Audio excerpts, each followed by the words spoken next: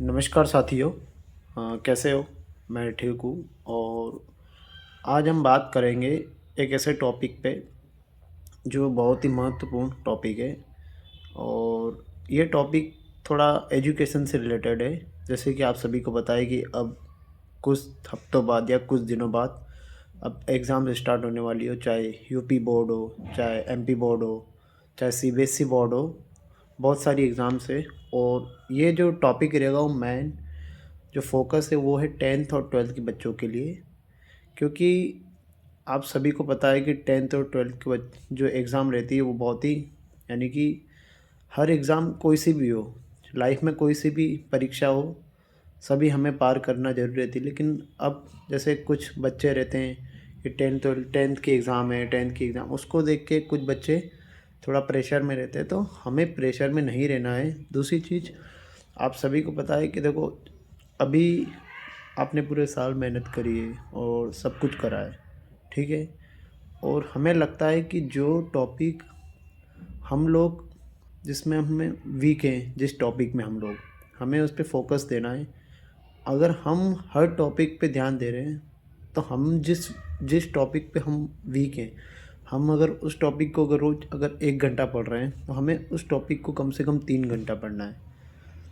तब जाके हमारा एग्ज़ाम के टाइम पे हमें ना प्रॉब्लम होगी ना कुछ है। और हम सारे पेपर्स हमारे अच्छे जाएंगे, क्लियर होंगे, और हम और अच्छे नंबर से पास होंगे। तो साथियों, आप सभी को पता है कि हमारे पेरेंट्स इतनी मेहनत करते हैं हम लोगों को पढ़ाने के लिए, ताकि उनके तो सपने पूरे नहीं हुए, लेकिन वो चाहते हैं कि कम से कम हम कुछ पढ़ लिख कर कुछ बड़े, यानी कुछ भी, कोई किसी की इच्छा होती है इंजीनियर बनना, किसी कोई गवर्नमेंट जॉब के लिए तैयारी करता है, कोई सोचता है कि मैं कलेक्टर बनूं, या कोई सोचता है कि मैं इंजीनियर बनूं, कोई बोलता है कि मैं बड़ी कंपनी में जॉब करूं।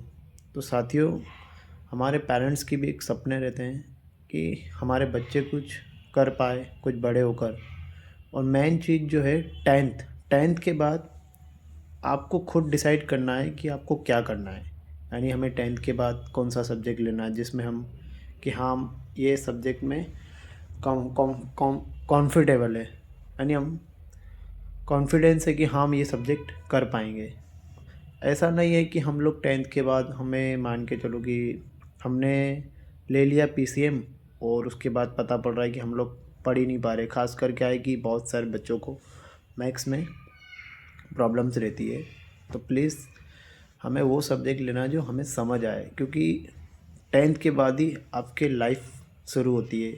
और 10th के बाद आपको जो सब्जेक्ट पसंद आ रहा है वही सब्जेक्ट हमें लेना है।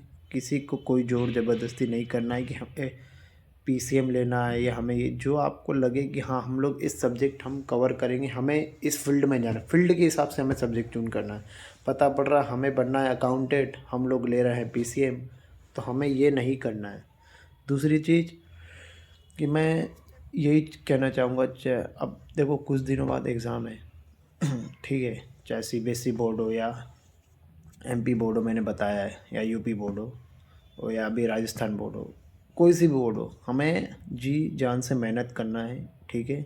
हमारा फोकस ओनली फॉर हमारे एग्ज़ाम्स पे रहना चाहिए, क्योंकि आपके पीछे भी आपके माँ बाप का भविष्य है। चलो, अगर ज़रूरी नहीं है कि हर किसी बच्चे के पेरेंट्स एजुकेटेड है, कुछ बच्चों के पेरेंट्स एजुकेटेड नहीं हैं, वो मेहनत करते हैं तुम्हें पढ़ाने के लिए कि बच्चा अगर पढ़ लिख जाएगा तो कुछ बन जाएगा।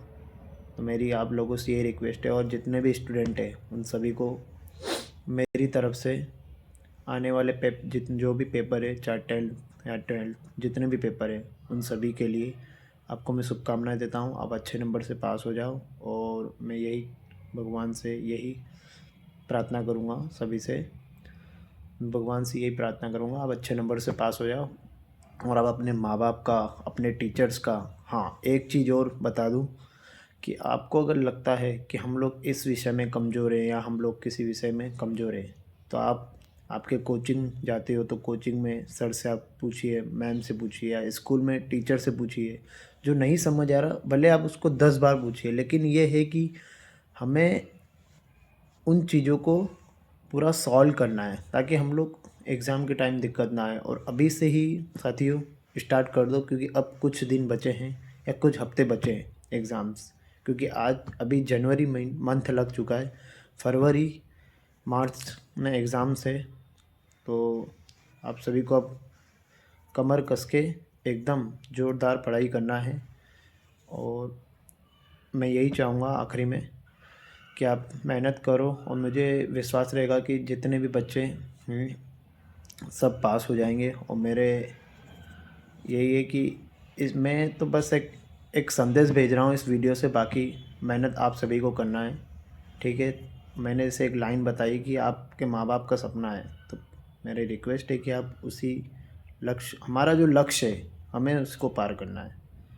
ठीक है, इसके लिए आप सभी को एक बार फिर से मैं आपको बहुत बहुत बधाई देना चाहता हूँ कि आप सभी अच्छे नंबर से पास हुए। और ज़रूरी नहीं है कि हमें 10-12 के, जीवन में कोई सी भी परीक्षा हो हमें उस पे भी ध्यान देना। हर परीक्षा से निकलना है, चाहे वो कितनी भी कठिन परीक्षा हो, हमें चुनौती देना है और उस परीक्षा को पार करके हमें अव्वल आना है। ठीक है, इसके लिए आगे मैं इतना ही कहना चाहूँगा कि जितने भी पेरेंट्स हैं उन सभी को, और उन सभी को भी मैं कहना चाहूँगा कि अपने बच्चों पे ज़्यादा फोकस ना, यानी ज़्यादा दबाव ना डाले। बच्चा पढ़ेगा, पढ़ लिख के नाम ही रोशन करेगा। ठीक है, ज़्यादा हमें यूँ टॉर्चर नहीं करना है किसी चीज़ को। और दूसरी चीज़ कि बच्चों, आप लोग डिप्रेशन में ना है, सबसे बड़ी चीज़ बता दूँ मैं आपको।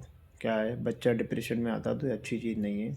और ख़ासकर एग्ज़ाम के टाइम हमें जो भी है पूरा फ्री माइंड से पढ़ाई करना है।